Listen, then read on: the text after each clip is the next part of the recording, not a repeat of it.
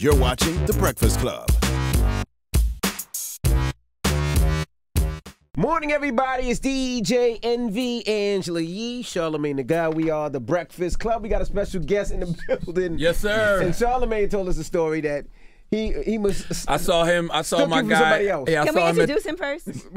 Michael. Michael Colyar. Yes, I saw him at the BET Awards because I was hosting the after show. Yes, sir. And the whole time I thought it was Dapper Dan. And you called him Dapper Dan a couple times. No, I told Rick Ross. I said, yo, shout out to Dapper Dan. Because he said something about Dapper Dan. I'm like, shout out to Dapper Dan. Rick Ross went up to Michael and was, yo, man, I appreciate everything you do for the culture. Yes. Did you ever tell Did you hear him when he said that? No, you told me. He was doing all that. Man, I got your stuff in my closet, brother. You really changed my life. I was like, dude, I'm not Dapper Dan. He said, who are you? I said, Michael Kyle. Oh, you that funny motherfucker. I said, yeah, that's me. That's me. So you get that last night, the first time you gotten that? Second time I've gotten that. Okay. And he does look like an older version of me, Dapper Dan, but he's sharp though. You know, I Definitely take that. sharp. So I'm looking for him. You know, I went and found his place yesterday, but wasn't nobody there. So I want to meet him. Probably closed on Sunday. Probably closed on Sunday. Well, you think he might be there today? Because I'm going back. Yeah, I'm saying there today. I'm going back, because I've been sharp. I've been You wearing. clean? I was wearing suits when Steve Harvey was still wearing hammer pants. No. So so when that came from Rick, I thought that was a really good compliment. You know, that was What cool. happens when you walk around looking like a star all the time? You have to look like it till you get there. So I'm just gonna keep going. Oh, you good, though. You make a great living off comedy. I make an amazing living. Yeah. I don't complain anyway. I live with an attitude of gratitude, brother. There you I'm go. standing right in the middle of my dream. I'm doing everything I wanted to do, and now I'm doing this show. I dig this show. Thank you, man. You one of those people who we have seen on everything throughout the years. How'd you get your start? Well, first of all, I'm 114 years old. Okay. Looking great, by the way. Thank you, brother. I started doing street performance in Chicago. I'm from Chicago, the Projects, Robert Taylor Home, 4352 South State, Apartment 909. And so I started doing street performance in Chicago, and it only lasted for till winter because wasn't nobody trying to hear no jokes, in December on State Street. So I 30 packed below. up. Yeah. So I packed up everything and drove to California where they said it was warm all the time, but it gets cold there. I went to Venice Beach, and I started doing, jokes on the beach. I was just telling just dick jokes and, just Red Fox jokes I had ripped off. That's all I had to tell, jokes past the hat, and I was just getting coins and stuff. And then this homeless white dude came up to me and talked about the word colored people, and he said they call black people colored people, but it's really white folks. Because black people, no matter what happened to them, their shade stays the same. But white folks, they when they born, they the kind of pink. When they cold, they blue. When they die, they gray.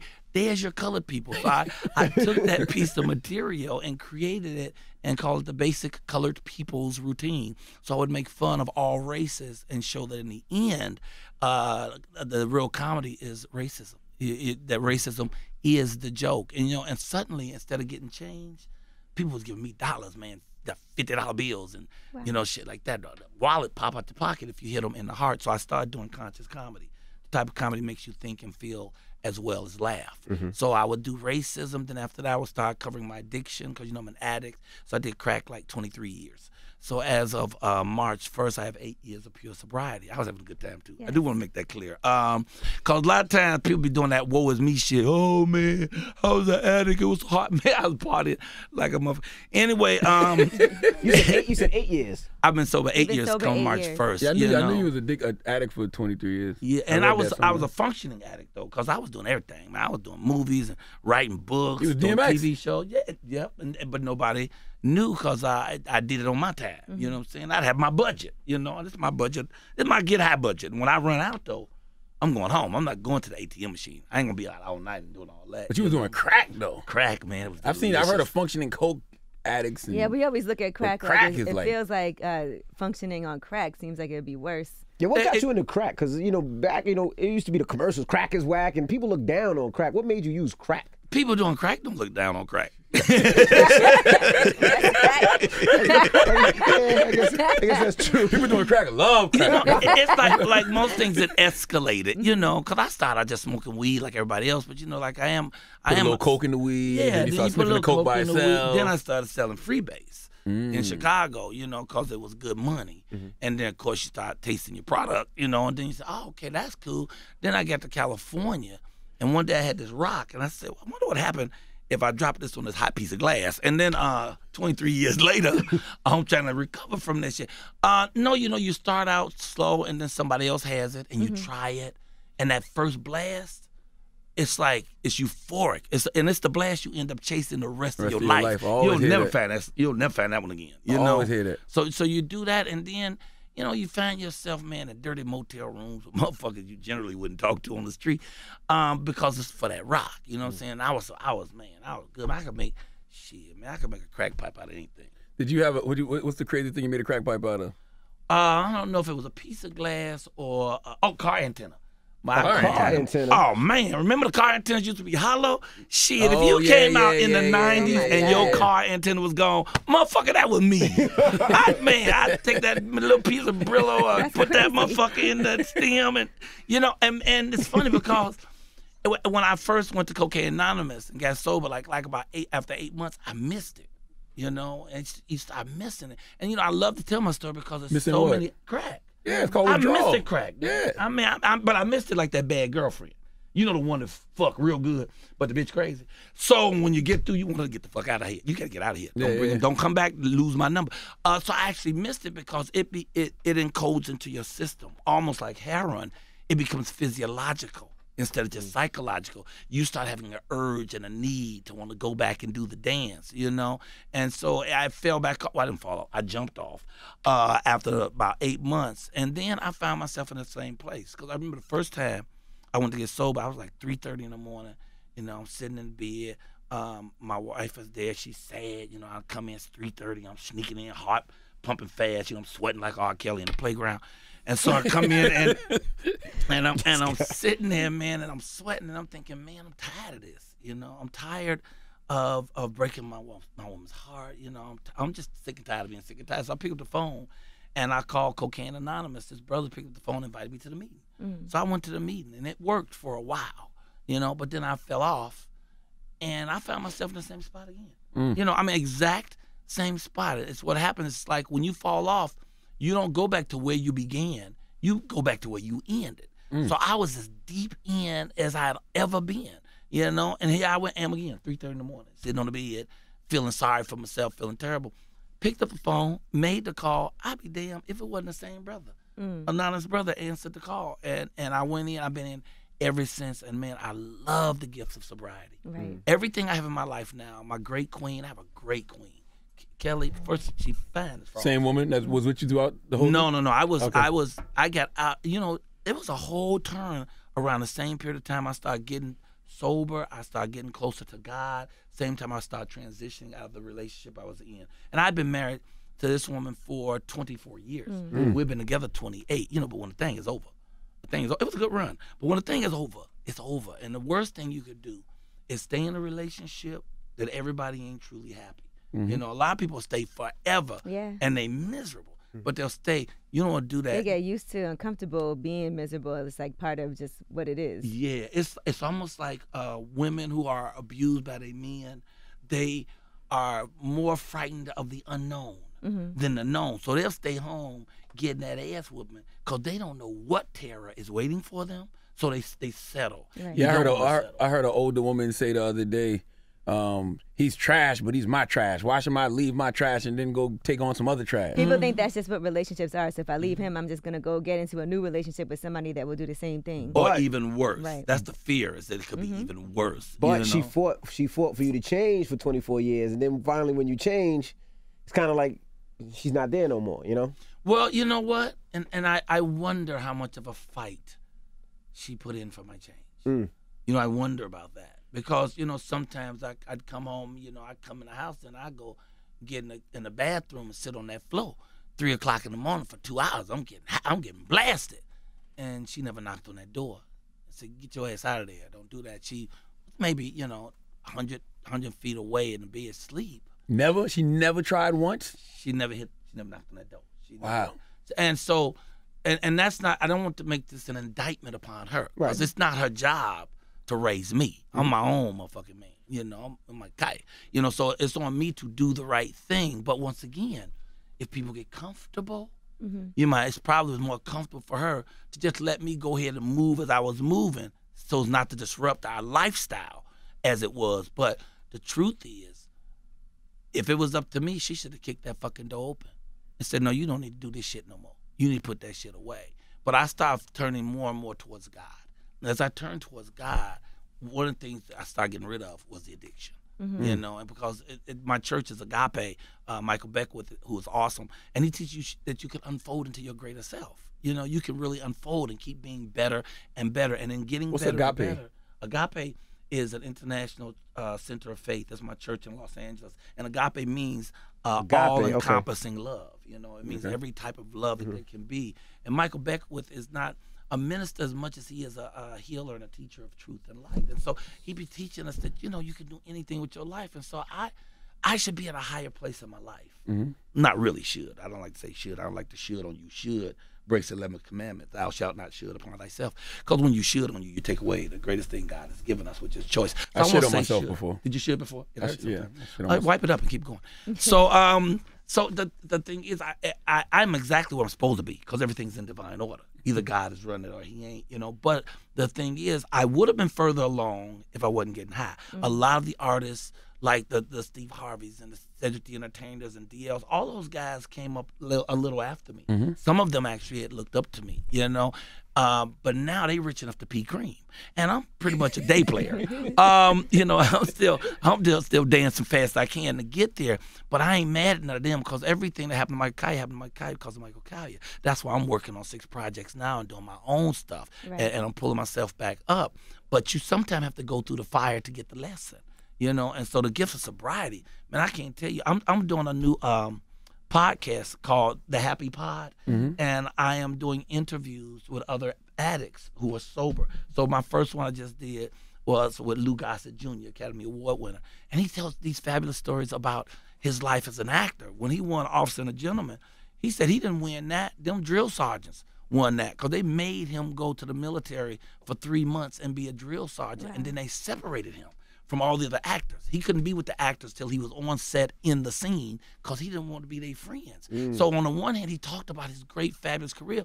The other hand, he talked about, man, I became a star, so all of a sudden, 3 in the morning, I get a knock on the door. It'd be 2 butt-naked women with a handful of rocks. I said, I've been waiting for that knock. But I'm just saying, he opens his heart and tells his story about now he's back on his path again, because of these gifts of sobriety, you know. And so, you know, so I do this thing called the Happy Pod. So we're going to keep doing those things. But sobriety's giving me everything. You know what's so interesting, man? I feel like it's when you've gone through what you've gone through, or anybody who has a story, I think it's your social responsibility to tell that story.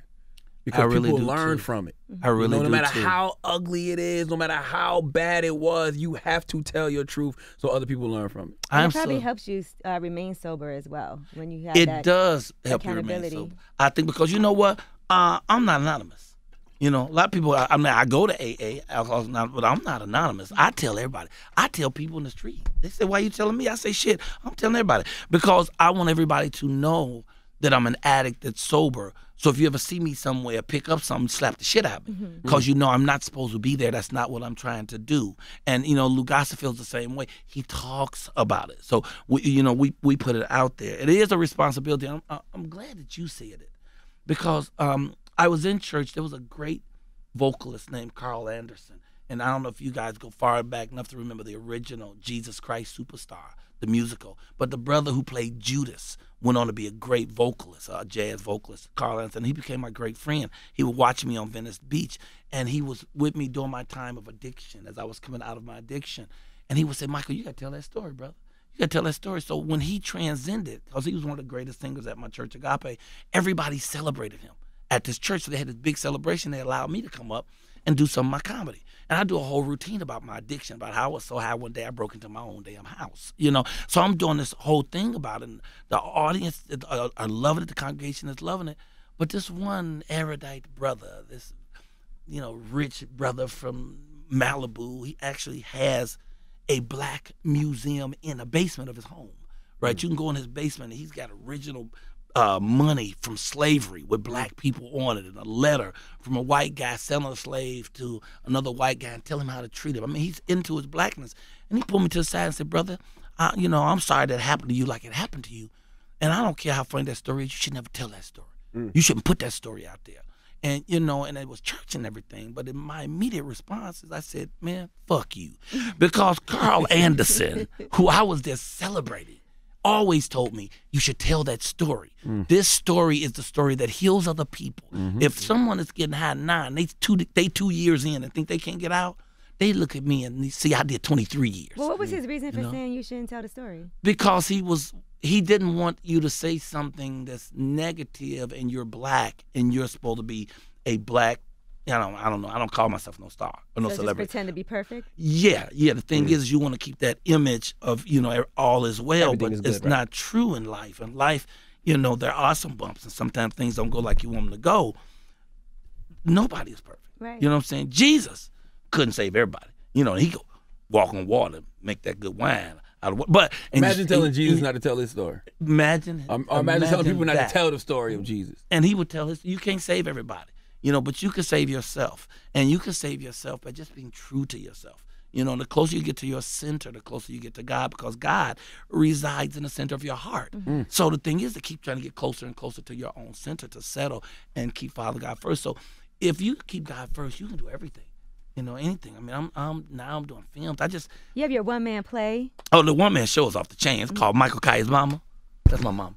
That's your mom? Oh, yeah. If you Beautiful like your woman, mama, man. you'll love this show. She's awesome. I like my mom. She's awesome, you know. And you know, our mother's usually the first God that we ever know. The closest thing we yeah. know to God. Oh, yeah. And there's the ones who stand by you. And so my show is like it's a 2-hour play, you know. And when I said I was doing it, a lot of people thought a one-man show is going to be a long-ass comedy show. But it's not a comedy show. It's a play, so I get to act out my addiction. I'm on the bathroom floor, you know, hitting this pipe while my woman is in the bed, sleep, you know, and, you know, you see me tiptoeing in the house. But then you see me come back to recovery, and then you see all these people who I successfully fooled. I mean, Robert Townsend gave me a movie. He didn't know I was getting high. He put me on the Hollywood Shuffle? Hollywood Shuffle was my first film. I didn't have but one line. It was, no, it's a muffler. But I got $1,004. Shit. It allowed me to get in the Screen Actors Guild, you know. Right. I mean, Bernie Mac was my great friend. He never knew that I was getting high. He the one got me on the first season of Def Jam. I ended up doing 6 of the 7 seasons, hosted one of the seasons because of him. And when I got my first talk show on BET called BET Live, he was one of the first guests to come on. He insisted he'd come on to support me. You know what I'm saying? And none of these guys knew, you know, because I was a functional addict. Your Did mom you ever knew? You know what? That's deep to ask because my mother never acknowledged it. But she's my mother, man. She knew something was wrong. Yeah, I never got high around her, never talked about it around her. But your mama always know. She knows everything. Your mama always know. Trust me. Yeah, So when I'm you got sure sober, she. did she know? Did you guys have a I conversation? didn't get sober until my mother transcended. Okay. My mama transcended 8 years ago, and I'll be sober 8 years in March. And I was on my path to sobriety. I'd gotten to the church, and once I got in the church, I started liberating myself. I started realizing I'm in a relationship that I'm just sort of like walking through. You know, I mean, we loved each other. We've been together 20 years. We still love each other. You know what I'm saying? We were still cool. But I wasn't, you know, excited. I mean, your life should be supercalifragilisticexpialidocious. You should wake up every morning on fire like I do now. When I wake up in the morning, I can't wait to get started. My woman, she loves me so much that it humbles me and it excites me. I don't even need no alarm clock to get up in the morning. I pop up in the morning ready to go. I'm walking 35% faster. She's giving my heart something extra to thrive about. She's a bad motherfucker. If I wasn't me, I would have been her. Now, I say that everywhere I go. Of course, she insists on it. But that's not what's important. You know, what's important is she is what I believe a woman's supposed to be to her man. She's my friend. Right. So whether I get it right or fuck it up, she's always with me. So I can walk on water and fly through the air because when I come back down, she's still there for me. I couldn't have gotten that without sobriety. I couldn't have reached her at my church, you know, in the parking lot. You know, I'd been going to that church a few years, and she had been there a few years, and I had never even seen her. And I was in the parking lot one day passing out flyers because I'm always selling some shit, you know. You used to be passing out flyers at church for your comedy shows? Heck yeah, man. Man, goddamn. I get Michael. the church. sense. I get the church to come to my show. My minister came to this, you know, because he came in. I talk about the church in the show, you know, and he's a great man. And I was walking there passing out flyers, and I saw her, and she stunned me with her beauty. And then when she spoke to me, her presence, you know, I mean, we different though, because she's vegetarian.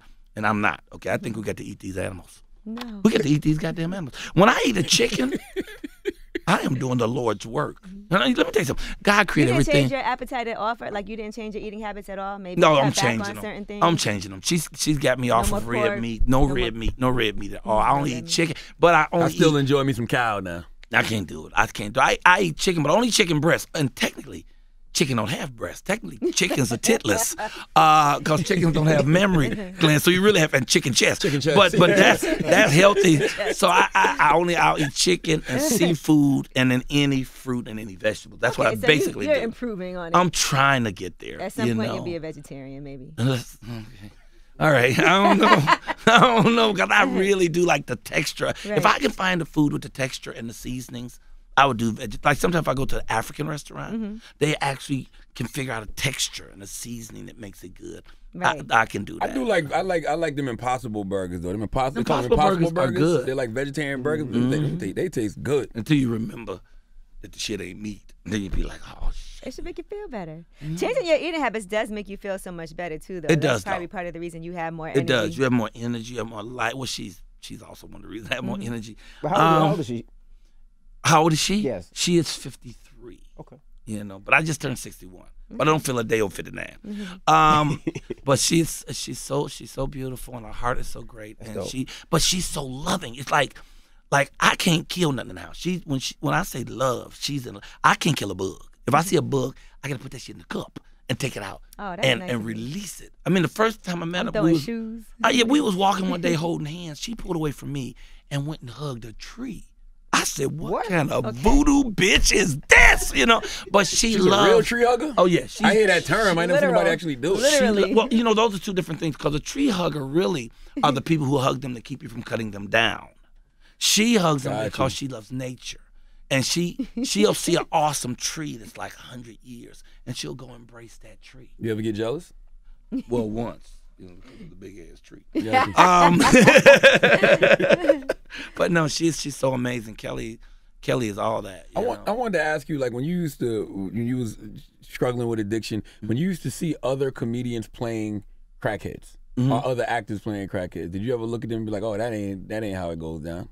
Like Pookie, Chris Rock in New Jack City. No, Samuel Chris Rock Jackson. was the way it went down for a lot of folks. Yeah. You know, it didn't go down like that for me, but Yeah. I would see that guy all the time. I would see that character, and I see them still today. They'll call him the crack ghost, and they just walking down the street and the lips all white, and you know that. No, he had that shit on point. No, it is like that. Some of the actors get it right, but some are functioning addicts. People have different lows. You know, some people got to get out giving strangers head for $5 so they can get a rock. That's the low that they have to get to. Everybody don't hit that low. Everybody has a personal low. But before you turn it around, you do have to hit your low. Some people their whole life have to be over. They have to be fat. They have to find themselves sitting in a funky room with no lock on the door and no windows, and they ain't got no clothes, no friends, no relatives before they finally go, damn, maybe it's me. You know what I'm saying? Some people have to go that far, and some people wake up, they just get tired. Like I just got tired of not going the right way. I got tired of watching everybody else soar past me. You know, they just zoom past me. You know, fortunately, I've sort of taken care of the little money I have made, so I live pretty nicely. But shoot, I'd like to have $100 million. Although I'd give $50 million to the homeless immediately. I mean, I will never. No, you have get 50 million to the IRS immediately. Oh yeah, so I will be in that case. I'll be giving 25 to the homeless. Because the IRS be waiting on you too. Oh man, they don't play, and they want theirs right now. You know, If they owe you, it might take 6 months. Oh, they're gonna take their time and get to you. I got a theory about that though. I get why they like that, because they're like, you had it, you got it, you at least you either got it or you had it. So give me mine. And I feel the same way with them. They got it. Give me mine. And we do hide it though. You know, because Hey, because no, not me. No, I had nothing. I was talking about Michael. But no, some people. Let me say, some people do hide it. Because I'm about to tell a story that I'm not going to tell. But yeah, we just bought a new home. We're moving into when I get back home tomorrow. And it's funny because some of my money I try not to let the IRS know about. And now I had trouble trying to get You on in your this own house. with that one. Yeah, you on your own with that I one. don't know why you don't report want to do right by the everything. IRS. Actually, I got relatives over there. And IRS.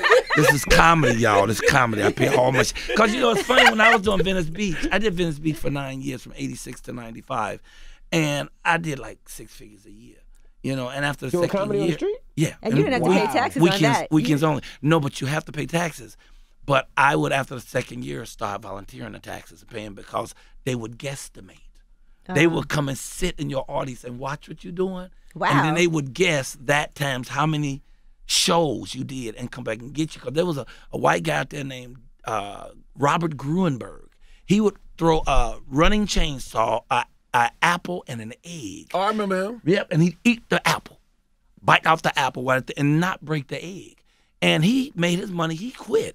Bought a car dealership. They came after him 2 years later for tax evasion. He ended up spending $40,000 in court costs just to keep from going to jail. Well, you know, That's they 'cause do he that wanted now. that- That's why I be telling, like, people be posting flyers of where they gonna be. I'm hosting this party and hosting that party, DJing here, DJing there. calculate all that. They calculating all that. They calculate now. They really are. But I'm past my Venice Beach days. But I was out there making a grip on that beach, and then you had to start thinking about the money. Black people in general, we need to learn more about how to use our money, the proper way to take the money and to flip it over and put it into real estate and to use it, because we aren't really taught how to use it. So we get it and we spend it right away. You know, we got all sharp, the most expensive Suits, shades with shit. diamonds on them. Shit like that. These are rhinestones. These rhinestones. Or sometimes you make money and you just let it sit and don't do anything with it, and it's not doing anything for you. Yeah, and you either. don't want it to sit either. You want it to work for you. You want to reinvest, and you want to always give back. You know, everything's about having an attitude of gratitude. You always want to give back. If you ever want to have anything, you got to learn to give all to all. If you give everything to everybody, you have so much shit, you won't have no place to put it. You know, I spend a lot of time just trying to go places and give. Like we go to the prison and do comedy, right? I've been doing this now 14 years. I had this program called Comics Go to Jail. So I take 5 comics once a month, and we go into a prison, Terminal Island right now, but I want to do it all over the country. And we do an hour-and-a-half concert for the inmates. And we do it for free. I don't give them gas money. I don't buy them a sandwich, nothing. They on their own. We're coming to do it for the people. And when you see how they feel, we come in 380 inmates. We ain't got nothing to do all day. And they see us come in and do a full show. You can see the light in their eyes. They cheer when we come onto the grounds just because we're coming. Well, that refeeds your soul, refeeds your spirit. You know, you got to give back, man. So, like I said, I would never have $100 million and not be giving. Because every time I give stuff. In fact, God blesses me so much, man. I cannot really process my blessings. Praise So be to I'll God. get a gift Absolutely. if I don't get a miracle every day, I'm shocked. And before I can process one thing, something else great happens. And I think that all of that is a part of the giving to others. Part of always trying to help other people. Is it true you used to walk up to random strangers and speak to them to build your confidence up?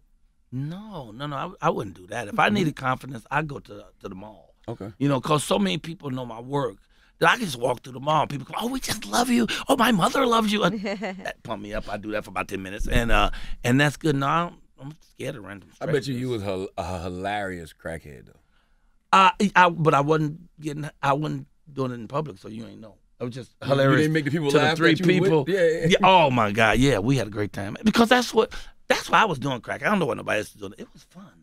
You know, it was fun. I mean, after you They take just that, don't look fun, like from They the don't look images fun, that yeah. we because see. you don't see the part I never that's heard fun. that aspect. I want to hear that. You don't see the what part part. would be fun? Break that down for us. When you get a couple of rocks and you go to a room with a butt naked woman, that's a good time. You don't even need music. You can create your own music. It was just fun. You laughing, you getting high, you coming.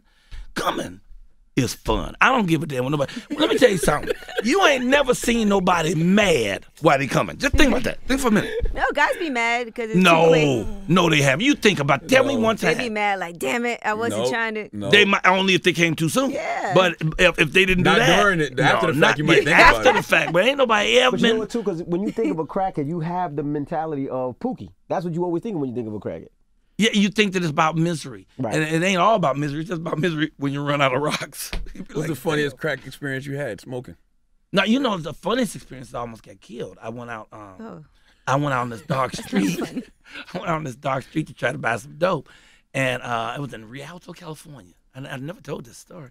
and it's like this dark street, and so the brother reaches in to get his dope, so I reached behind my back like I had a pistol. This motherfucker pulled out a gun for real, and I was like, "Hold up, dude, I'm just playing." He said, "Don't fucking play like this. You fuck around and get killed. Get the fuck out of here." So I almost got killed and didn't get the dope. It was terrible night, but hilarious. Once I got back to the house and thought about this shit, I bust up laughing, you know. So no, it was. I had a lot of great funny experiences, but really, I was just losing money, losing time, standing in space. Because when you getting high, basically you put your life on hold. Your life is on pause.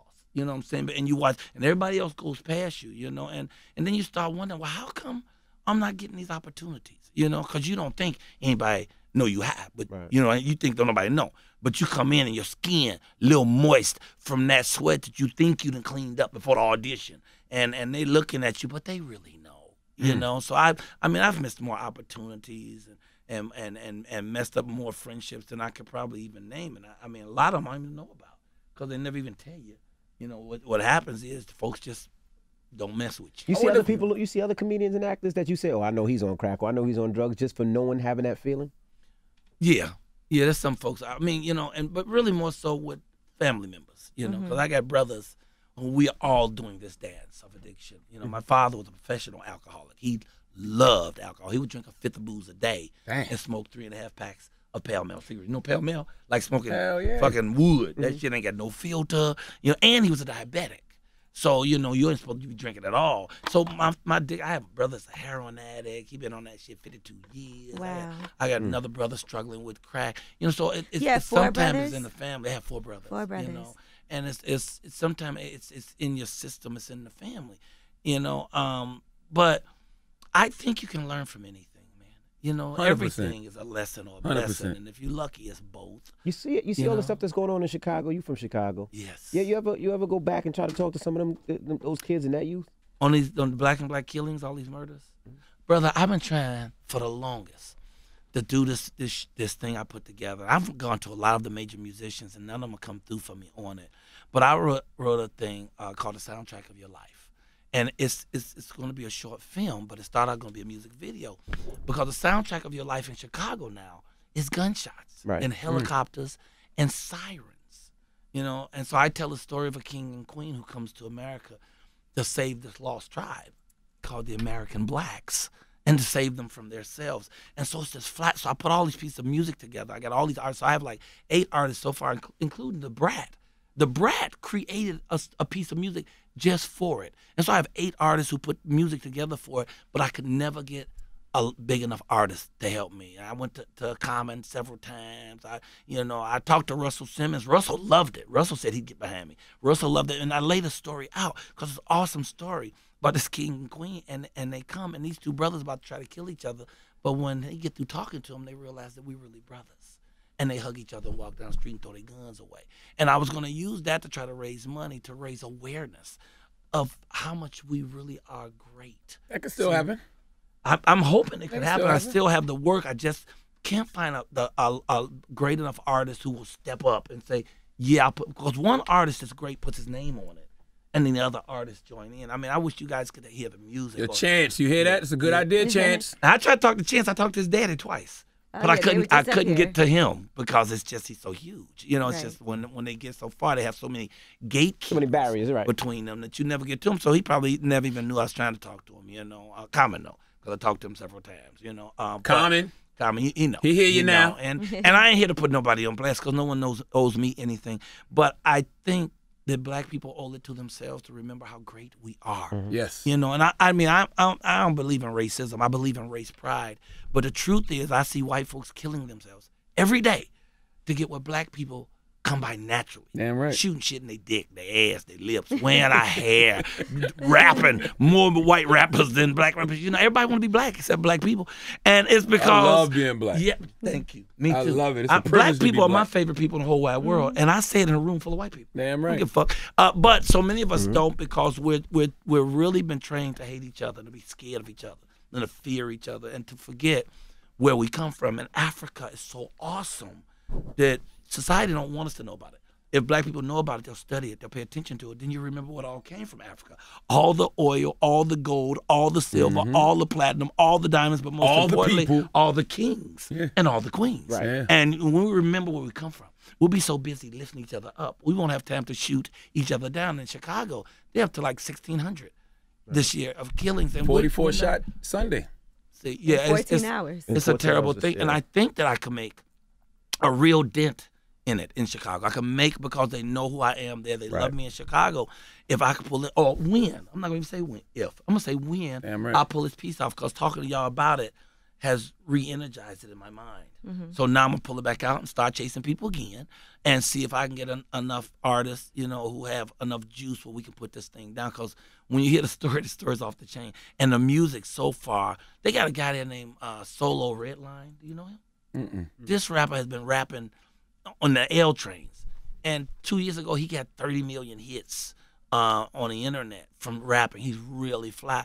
I got him to do a piece on it. It's so cold. He listened to it, the music, for like 20 seconds and just sat down and wrote a verse. So I have like 8 artists that wrote verses on it, and it's going to, but the first person that got on is Twista. Oh, Twista, the first one that dope. did it. Twista said, Michael, I'll do it absolutely. When we going to do it? And I'm talking in 2 days, he put his down on it. So it's coming together. All I right. just sort of got it on hold because I'm on all these other projects. You know, Michael Kai's mama. This play, I did it 10 times in Los Angeles, and everybody loved it. Angela Bassett came. She said it blew her away. Robert Townsend changed his life. Jennifer Lewis made everybody stand up.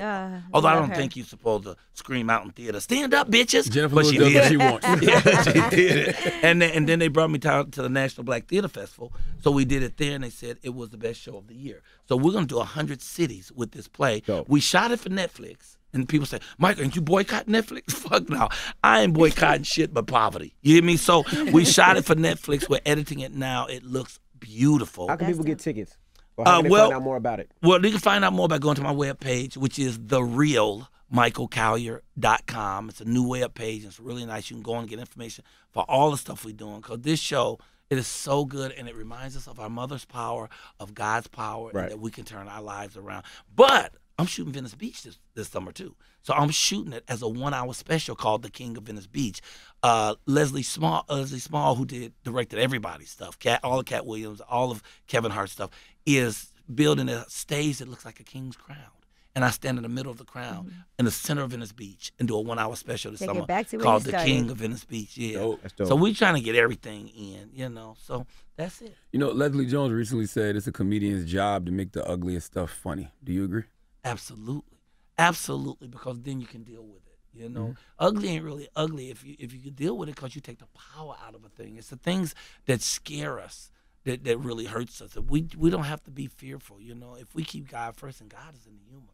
God's got the sense of humor. He's the one that makes it funny, makes it good. You know, and I always fall back to that. Always revert to that. You know, so my life has changed now. So I have a whole new team. You know, my manager Bobby Shields is on his job, and so he's organized. You know, he pays attention. He has foresight. So he's seeing all the different things we're doing. So it's all come together, because out of being sober, everything else is starting to circle now. All these talents and things I had that sort of been resting are just popping now, because now my eyes are clearer. I have a great queen, a great God, a great life. You know, I love my community. You know, I miss Barack. I do have to tell you this, though. You know, I don't know if y'all miss Barack. I miss Barack course Obama. we do. I miss him so much. I wrote a little book about it called "A Funny Thing Happened on the Way to the White House." I knocked on the door, and a brother answered. You know, and when he got in office, and some black people made me mad, because they said, well, what has he done for you? What has he done for us? I don't know what the fuck he did for y'all. What he did for me is he made it through 2 terms without one scandal. He did. And the current guy y'all got in office has 172 scandals. Still sitting We're not through That's the all? second I year. think you're shorting him a little bit. I think I am a little short. I'm trying to be modest about it. You know, I'm trying to be conservative about that. But also, Barack Obama is a black man. Black men are rare. Niggas, they're everywhere. You open the glove compartment of your car, 4 niggas will fall out. They're everywhere. But black men who have integrity for their community, for their family, for their queen, for their God, they are very rare, and that's who Barack is. But niggas can evolve though, because I read a They great can. book back in the day called "From Niggas to Gods by a Kill." So most niggas do evolve They can. into black men and black gods and They black kings. can. All they have to do is want to. Yes, Malcolm All X they was a have to do nigga is once want when he was Malcolm Yes, Little. he was. Yeah, Yes, yeah, he yeah. was. He sold me some shit when he had that red hair. No, Malcolm was the shit. And I'm about to Malcolm ask you still for real. is. Oh, yeah, I was about to say. No, I don't really go back that far. Gosh. I go back, but I don't go back that far. You know, no. I want to mention really quick this play I saw yesterday called Once on This Island. It's just a play here that is a totally, no, it's not. One of the stars is white, but otherwise it's a totally black cast. And that's not why it's great. It's just so awesome. It's an organic play and a great story. And I saw it at the Circle in the Square, and it's so damn good. I'm going back to see it again tonight. Wow. It's off the chain. I mean, if anyone's here, because I went to see Hamilton. I've seen Hamilton 6 times. Hamilton was so great. Color Purple, 14 times. I saw this shit. I love theater, and I really wanted to come. I came here to see you. You know that because when you said to me, I can come on the show, you said, anytime you're in New York, I said, shit, I'll come to New York to be on the show, you know? But I don't like to come here and not go to at least one Broadway show. What about Donna Summer? She has a play right now. I know Summer has a show. I haven't seen it. You're not interested in Donna Summer? I am interested in Donna Summer. I'm not sure if I'm interested in the show. Okay. I'm not sure, although I know that one of the artists is La Shazay, I can't pronounce her name, who's also in The Color Purple, is a great, great artist. So I'm sure it's a great show. I mean, I'm down for supporting everybody, you know. But this one I saw last night, I actually cried like about 7 times. And it was out of the joy that I find myself, I'm standing in the middle of my dream now. You know, and I'm doing all the shit I want to do. I'm doing plays. I'm doing comedy shows. I'm shooting films. We just shot a new pilot with Mike Tyson. Right. So What Mike, is this, a TV show? yeah, Mike Tyson. Imagine Rolling Curb with Your the Punches? Enthusiasm, but instead of that other dude, it's Mike Tyson's life. You know, so Yeah. I can't say a whole lot about the show, but I play his ignorant ass cousin. You know, every celebrity got that dude play like he your cousin. He ain't your cousin. You know him his cousin. I'm that dude who's always there. What network? Well, I don't know the network yet. But they have been greenlit, and they just don't know whether they're going to get 14 shows or 44. But the show is going to definitely go, and I'll give you more on it later. But it is Mike Tyson's called Rolling with the Punches. But I just went over to his birthday party, and they saw me, and they said, you the cousin. You that ignorant ass cousin. And the next day, we're shooting it, you know. So I'm doing everything I've ever wanted to do. And so when I was sitting in there watching the play, I was like, I am part of this. And I remember in high school doing high school plays and saying, one day I'm going to be an actor. Now I'm an actor everywhere. I'm on TV everywhere. And people genuinely like me, you know. I mean, that means a lot. I mean, there's people who are stars that people can't stand, you know. And I like to be the person, when they see me, people want to hug me. They like me. I don't want to be here come this motherfucker. Well, that's how you should be as a person anyway, though. You should want to be. That's who you should want to be as a person. Yeah, because energy is the law of energy is never lost or destroyed, just merely transferred from one party to the next. So you always want to give off positive energy. Absolutely. And I even say that. It never dissipates energy. It always just changes form. And you want to give, because you also can get back what you give. Absolutely. You know, so if you send out light and energy and joy, you're going to get more of that coming back to you more and more and more. But if you messing over people, you might as well sit down and prepare, get your sandwich. 100%. It's coming. It's on its 100%. way. But I am going to see Dapper Dan. I'm going to find him. You're going Dapper Dan I've today? got to find him today. I'm going back to Harlem to find him. You know, I got one more day here before I get out. And I really hope that people follow me on my little Twitter, my little Instagram, my little stuff. I'm not technically savvy. Tell them what it is, though, so they know. My Instagram is just my name, Michael_Colyar, Colyar. My Twitter is Michael Colyar, Colyar. And my webpage is therealmichaelcolyar.com. And that's really you posting on there. That's People really me posting on Okay. there. That's why It's I don't not have the that many team. numbers, because I'm working it. I'm trying to build it and learn. I mean, I'm technically retarded. I'm thinking about renting a teenager. No. Because they know all that shit. They know.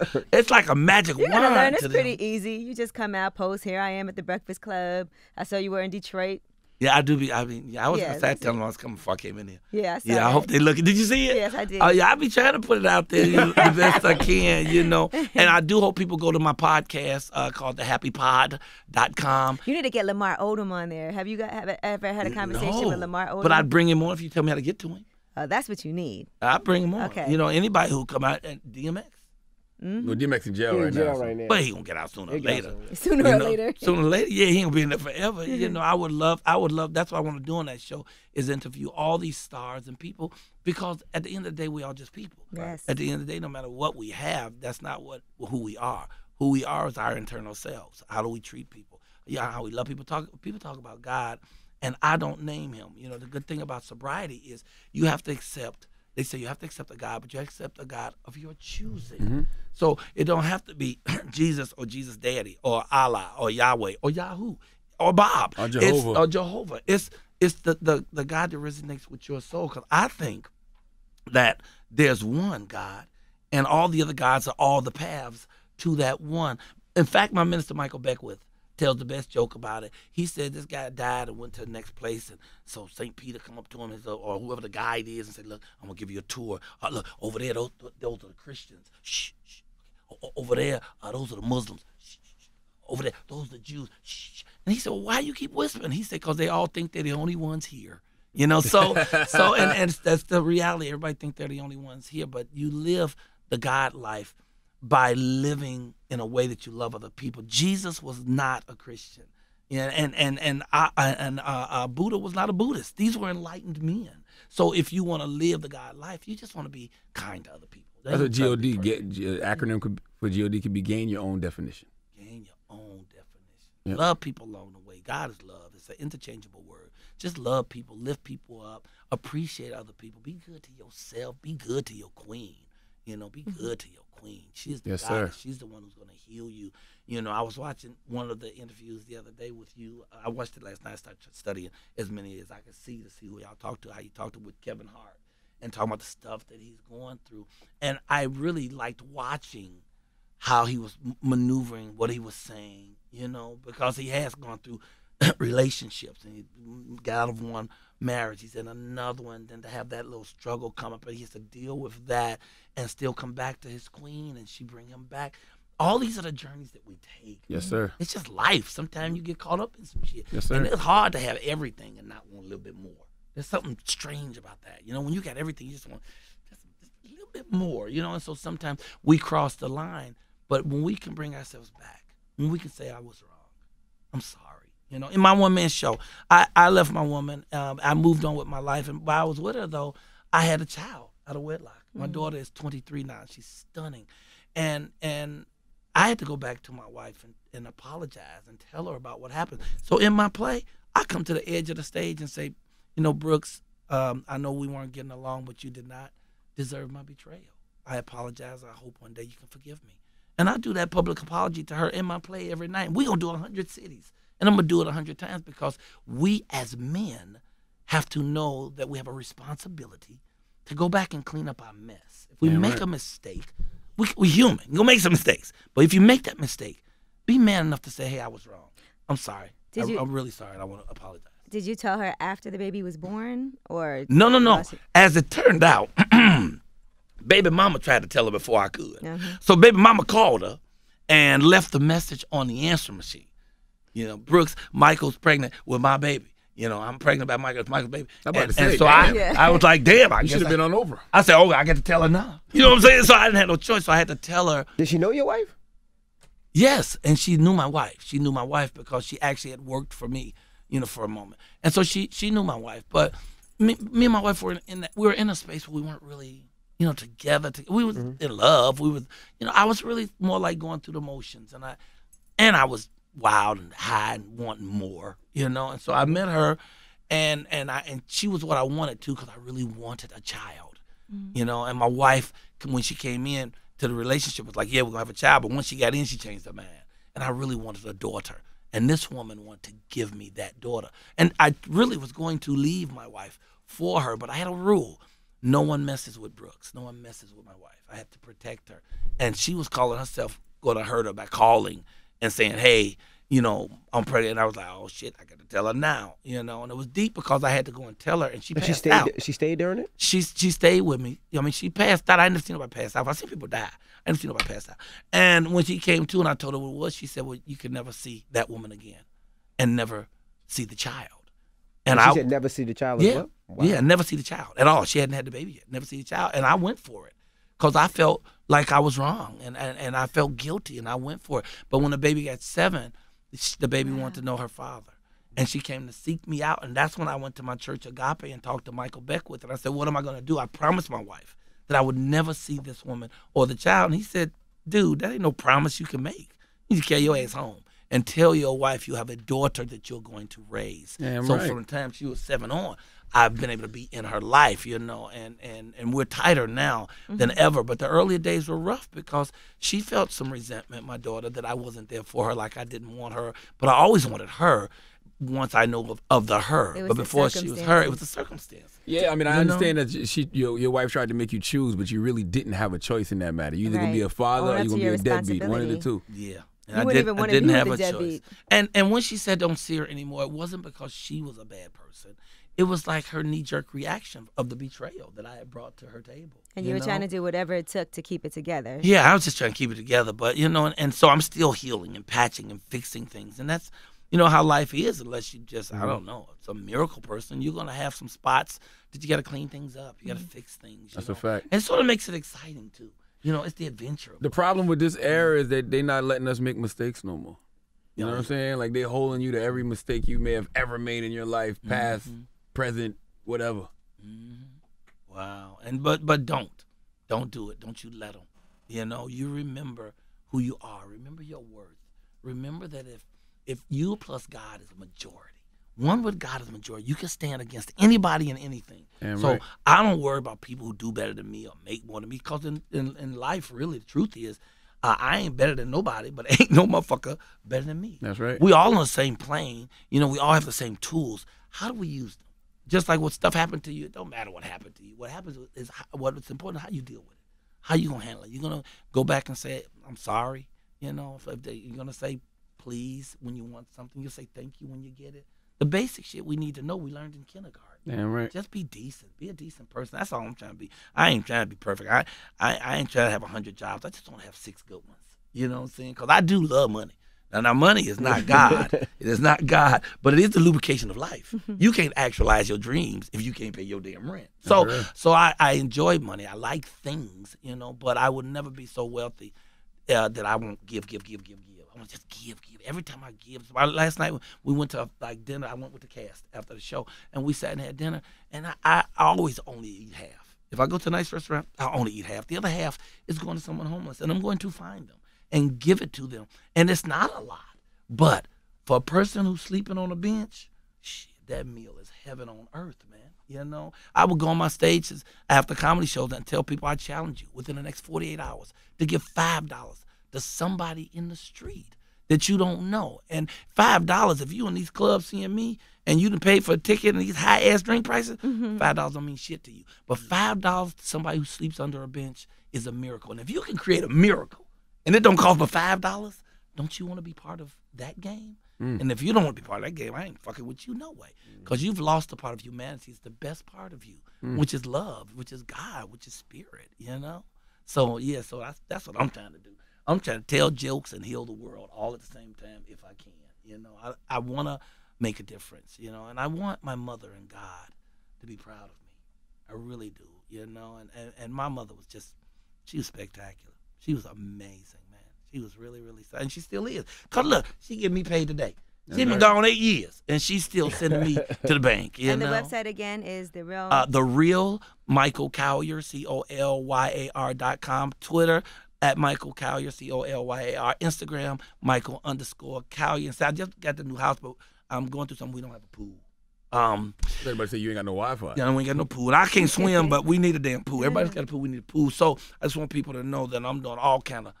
I'm a hireable. Okay, I'm doing weddings, divorces, Passover, hangover. Because you're trying to get a pool. Yes. I mean, we dug a hole. We had made enough money to dig the hole in the backyard. All I'm trying to do now is get some cement money. You know, so I'm taking green stamp, food stamp, Canadian money. I take your bus transfer. It's got some time left on it, you know. Michael, thank you for coming, for brother. joining us, brother. Appreciate you, brother. man. Thank you so much. Time. Thank y'all so much. You for stopping. Thank you for telling your story. I said your name wrong. You should have told me. What? I said Michael Colyar. It's Colyar. If you get close, I'm happy.